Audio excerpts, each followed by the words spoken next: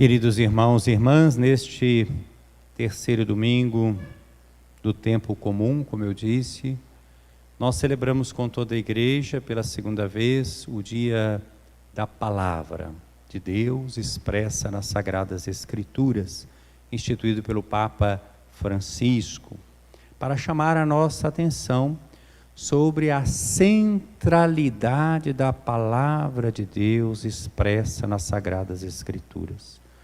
Dizia São Jerônimo, padre, doutor da igreja, grande estudioso das Escrituras, tradutor, que ignorar as Escrituras é ignorar a Cristo. É através das Escrituras que nós temos acesso a Jesus Cristo, claro, dentro da comunidade eclesial, o locus próprio da proclamação da palavra de Deus como palavra de vida, palavra do Senhor, palavra de salvação, como nós dizemos na liturgia, não é assim quando terminamos uma leitura? Palavra do Senhor, e todos na Assembleia respondem, graças a Deus. Ou então, quando proclamamos o Evangelho, Evangelium, do grego, boa notícia, então o celebrante, o diácono ou o padre dizem, palavra da salvação, e todo o povo aclama, glória a vós, Senhor. Então, são palavras de vida, de salvação.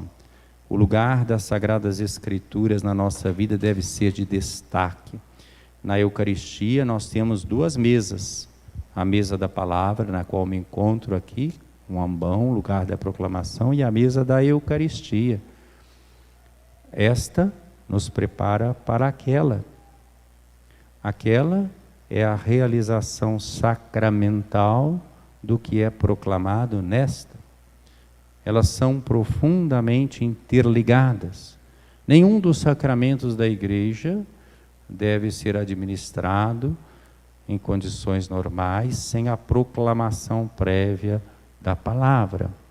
Porque o sacramento é a palavra transformada em gesto salvífico, que são os sacramentos. Aqui nós temos a Leane se preparando para estes sacramentos da iniciação cristã, batismo, eucaristia e crisma. E ela é preparada no catecumenato, através da audição da palavra, né? Para poder então receber frutuosamente estes sacramentos.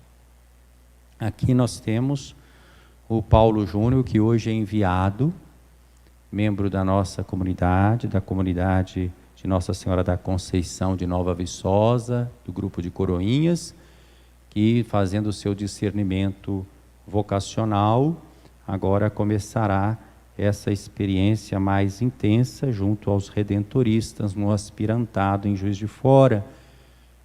Como é que ele se sentiu interpelado? Pela palavra ouvida e proclamada de várias formas e que chegou até ele, que ressoou no seu coração e que o interpelou.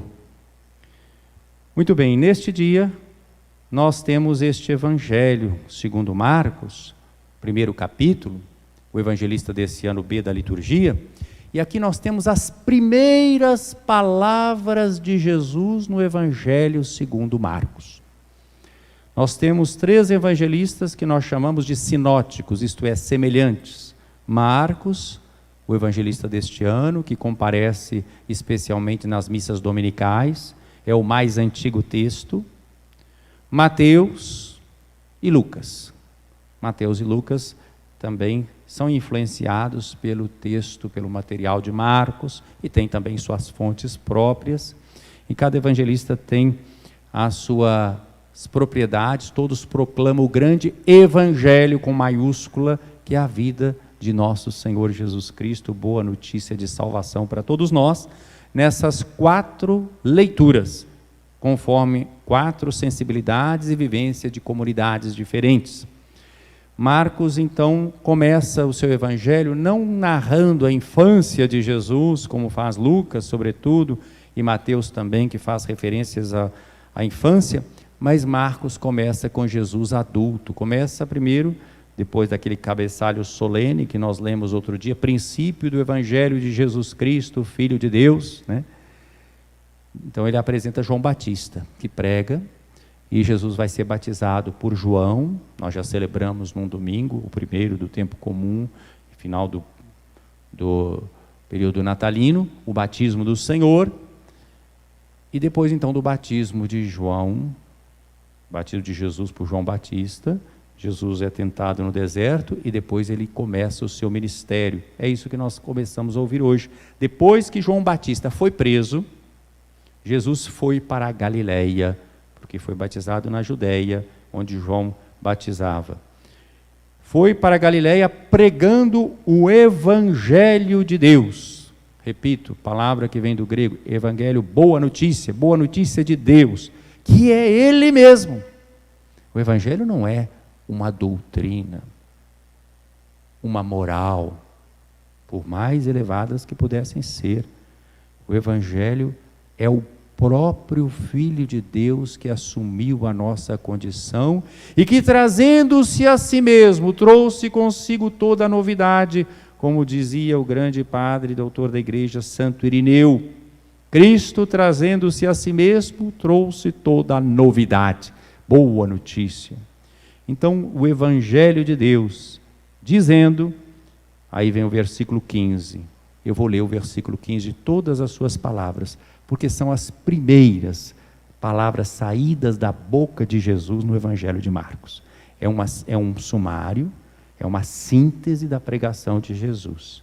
Então, a primeira coisa que Jesus disse: o tempo já se completou.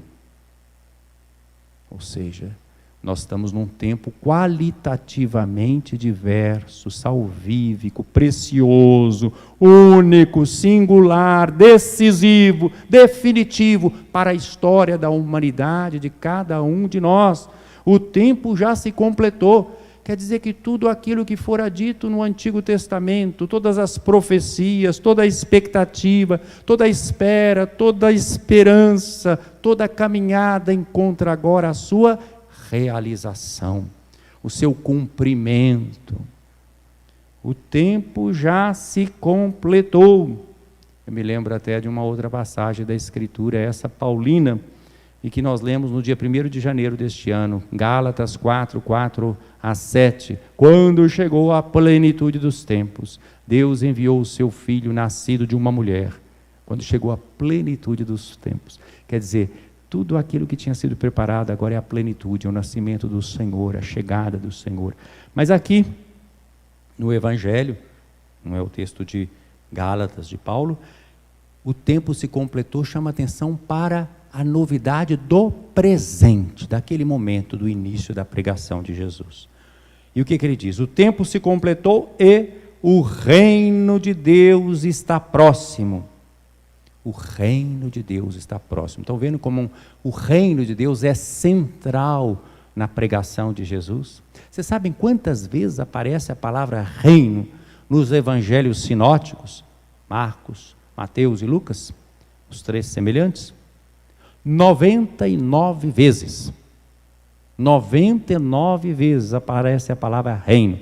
Ou reino sozinho, ou reino de Deus, ou reino dos céus. Mateus prefere falar reino dos céus, porque evita falar o nome de Deus.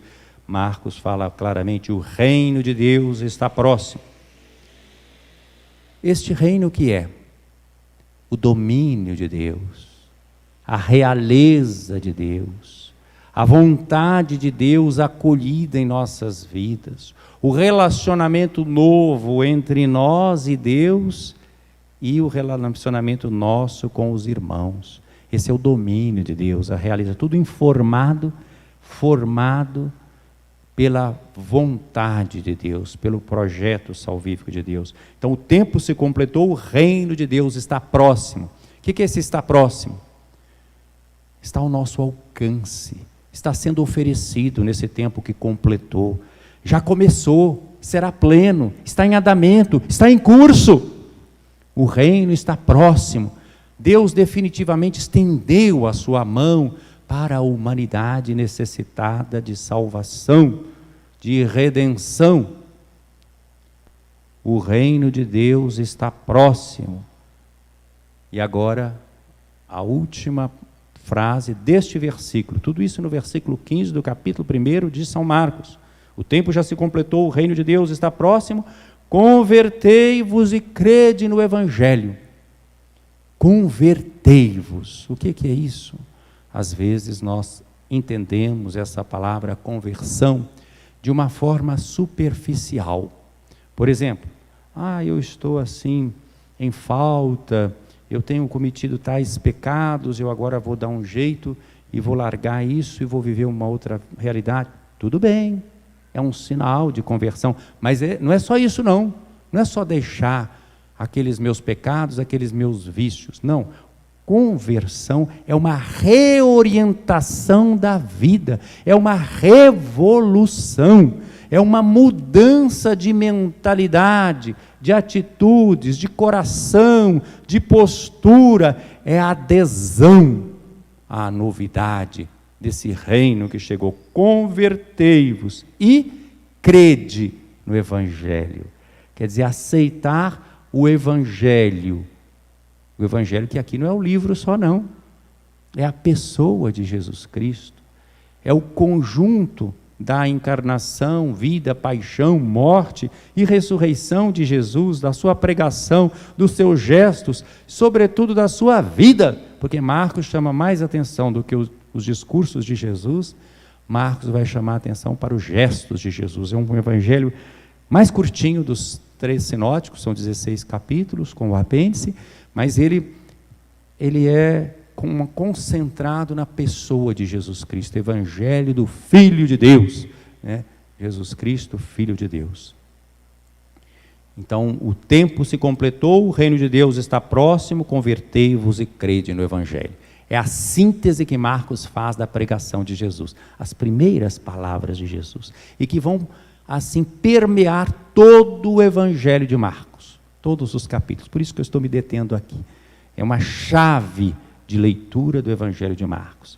É uma chave cristológica, porque concentra tudo em Jesus Cristo. Crede no Evangelho é crer em Jesus Cristo. E é uma chave, desculpa, vou usar outra expressão teológica, escatológica, que é aquilo que é definitivo, aquilo que é o decisivo, porque começa falando do tempo que se completou, que o reino está próximo. Então vejam bem, nós já vivemos, meus queridos irmãos, no tempo definitivo. Já está ao nosso alcance, já nos foi apresentado aquilo que é o definitivo e que nós chamamos de Evangelho, boa notícia. É isso, Leane, que você vai abraçar com os sacramentos da iniciação cristã. O Evangelho. Você se lembra quando nesse processo para a recepção desses sacramentos, um dia você recebeu com outros a Bíblia, não foi? Como aquela que deve ser o livro da sua orientação, da sua vida, o livro precioso que conta a história do amor de Deus pela humanidade. E neste Evangelho nós temos a expressão escrita da palavra de Deus, que se fez carne. Mas é claro, a palavra de Deus é mais ainda do que o livro, né? Então nós estamos nesse tempo em que aquele que deveria vir já veio, está no meio de nós. Agora cabe a nós aderir a ele. Convertei-vos e crede no Evangelho. Então essa é a primeira parte do Evangelho de hoje proclamado. Me detive sobretudo num versículo, mas só comentei 2 versículos. O restante é o chamado dos discípulos, os primeiros discípulos, que é dependente desse anúncio. Depois desse anúncio, já que é tão urgente, o tempo se completou, Jesus vai passando, e Marcos então faz aqui também um sumário do chamado de Jesus.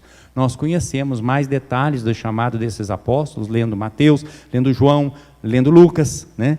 A gente conhece outras informações e vê que tem mais informações. Marcos é conciso, ele faz um resumo, e ele mostra nesse resumo a força desse chamado do Senhor, já que ele falou da urgência, da presença, da proximidade desse reino. Passando à beira do mar da Galileia, Jesus viu Simão e André, seu irmão, que lançavam a rede ao mar, pois eram pescadores. Jesus, passando, viu Leane viu sua família. Jesus passando, viu Paulo Júnior e lançou um olhar sobre vocês e chamou. Jesus passou e viu cada um de nós que está nessa celebração e que nos acompanha pelas redes sociais. E Ele nos chama e Ele nos diz, como disse aos apóstolos naquele tempo: segui-me e eu farei de vós pescadores de homens. Isso não foi só para os apóstolos, não. Claro que a missão deles é singular, única na história da salvação, mas todos nós somos chamados a não ficar cuidando simplesmente do nosso umbigo, da nossa vida, dando volta em torno de nós mesmos, mas lançarmos um olhar de mais profundidade e aceitar seguir Jesus. O tempo se completou, né? O reino está próximo. Convertei-vos. Não é só eu ter uma tintura de fé e de prática religiosa, é eu passar a ser seguidor de Jesus. Segui-me e eu farei de vós pescadores de homens. E eles, deixando imediatamente as redes, seguiram a Jesus. Caminhando mais um pouco, viu também Tiago e João, filhos de Zebedeu, estavam na barca consertando as redes, e logo chamou todo mundo na sua vida ordinária, na sua vida comum, nas suas ocupações cotidianas, na história. É o chamado de Deus a todos nós batizados, a todos os cristãos leigos e leigas, não é só aos ministros ordenados. Logo chamou, e eles deixaram seu pai Zebedeu na barca com os empregados e partiram seguindo Jesus.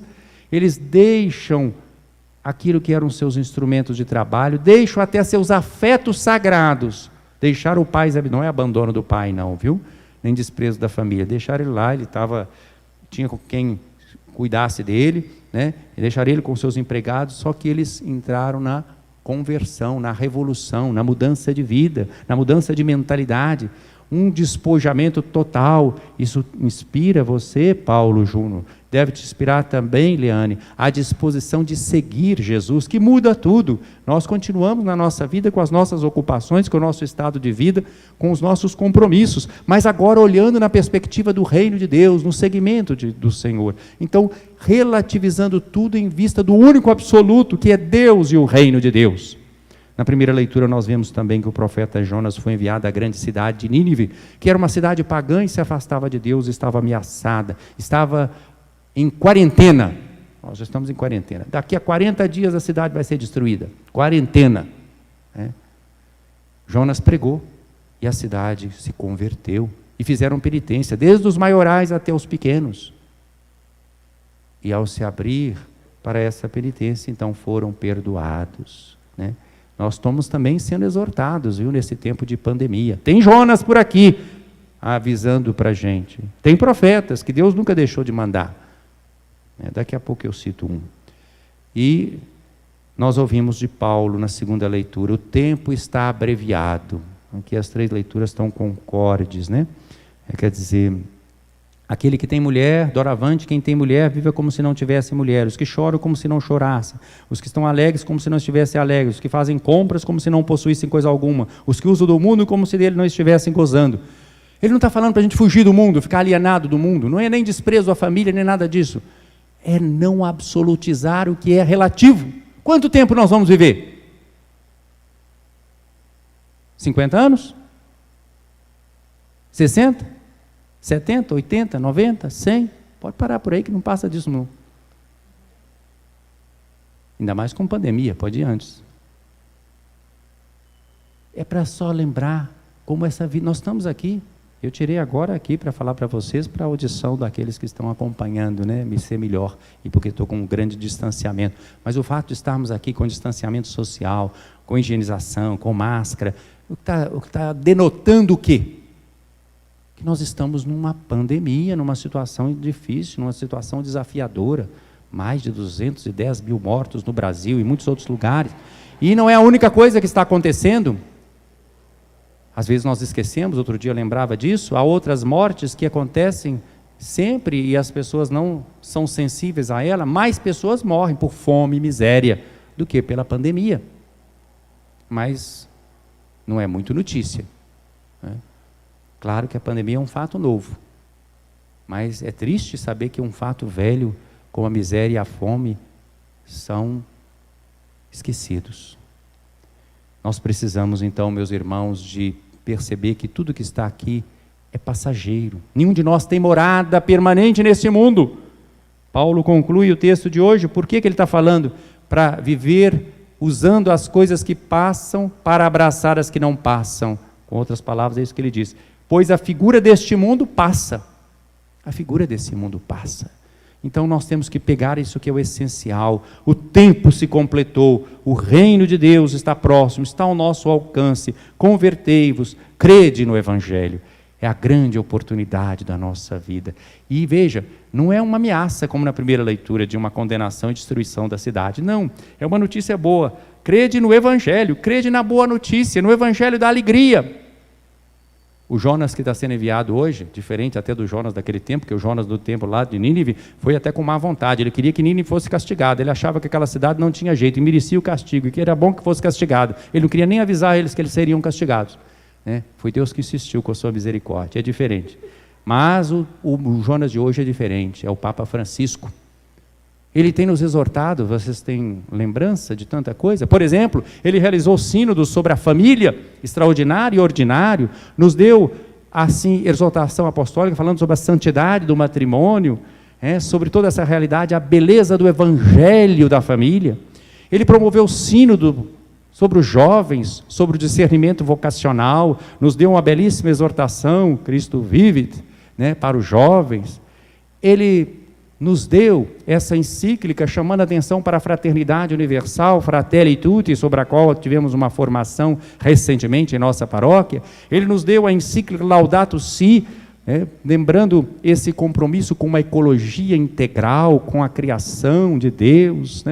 Ele nos exortou, através da exortação Gaudete et Exsultate, a buscar a santidade no mundo atual, no cotidiano, segundo o estado de vida de cada um de nós. É um conjunto, só para citar alguns pontos dele, mas tem mais, sem falar agora do ano São José. Eu vou deixar para mais para frente, daqui a pouco nós vamos inaugurar o altar de São José, não hoje.